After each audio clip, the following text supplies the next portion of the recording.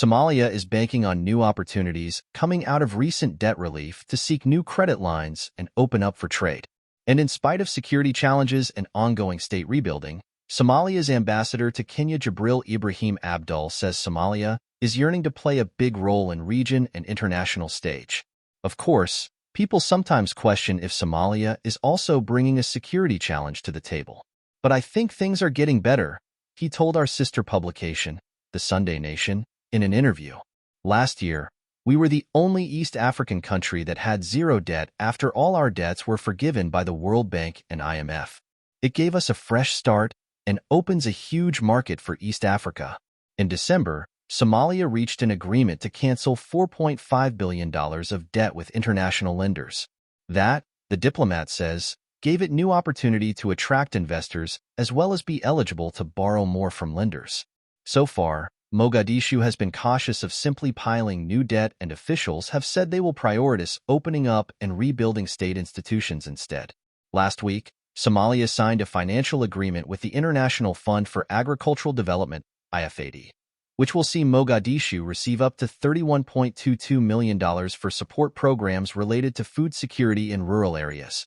The money is to be channeled under the Rural Livelihood Resilience Program, aimed at improving food security and resilience in rural areas. The funding will be the first direct investment by IFAD in Somalia since Mogadishu's external debt pile was cleared.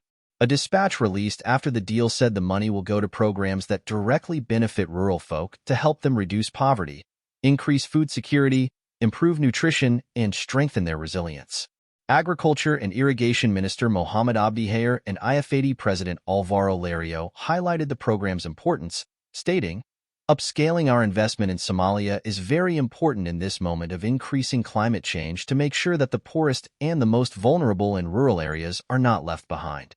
IFAD is an international financial institution and specialized United Nations agency based in Rome. The program is of vital importance for Somalia and sets to transform rural livelihoods through climate-resilient agriculture, said Somali Minister for Finance Bihi Age. Thanks to generous contributions from Germany, Belgium, Italy, and Sweden, Somalia paid off its debt to IFAD, a statement released by IFAD explained.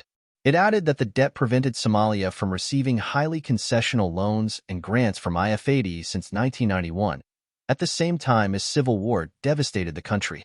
Last month, on a broader economic view, Somalia indicated domestic revenue projected healthy increase. Following the debt relief approved by the international financial institutions, World Bank and IMF, just before end of last year, Somali government reported an increase in the domestic revenue. Though the Horn of Africa country is striving to strengthen its finances, the Finance Ministry said last week it projects increased domestic revenue to rise and economic growth to rise by 3.7% in 2024. The federal government recently reported 25% increase in domestic revenue, amounting to $329.5 million compared with the envisaged $283.30. A Finance Ministry recent report indicated that significant revenue is attained from points of entry of goods, such as the port and airport of Mogadishu. The rest is collected from inland sources. It indicated that 53% derive from revenue collection while the rest, 47%, originate from customs.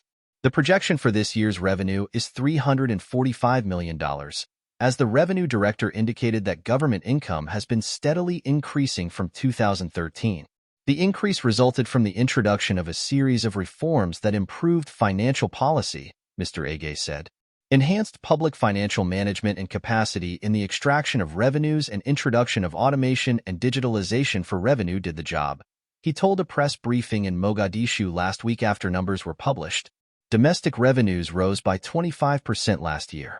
Despite the finance portfolio's optimism, it expects that global problems affect the country both directly and indirectly. Abdul says Somalia sees good relations with neighbors like Kenya as an important avenue to solve its problems. Later this month, Mogadishu is expected to host an investment forum facilitated by the Nation Media Group, bringing investors and policymakers to learn about opportunities in Somalia. Somalia is country of origin of entrepreneurs. It has very influential people who are very good at business. And I think if given opportunity, they will be able to deliver economically in various levels. Since joining the East African community in December, Somalia says it has already began working on improving its business environment. But the biggest challenge, the Somali diplomat admitted, is the war on al-Shabaab. Al-Shabaab is a threat to Somalia, but also a threat to global security. That is why we are using every tool available to fight them as we move into East Africa. It is not just about Somalia. It is also about defending East Africa as a bloc, he said.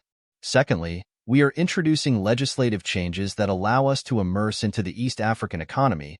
For example, laws on investments are now improved, protection of the international investments. So, all legal issues are being addressed by the two houses of parliament. We are also opening the Somali airspace. We are trying to create an environment where Somalis and East Africans can come and do business in Somalia.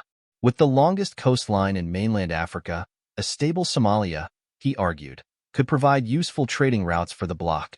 In general, Somali officials express optimism that domestic revenue will help the country meet the salaries of its personnel. International financial experts think otherwise, part of a long-term plan to strengthen institutions and governance.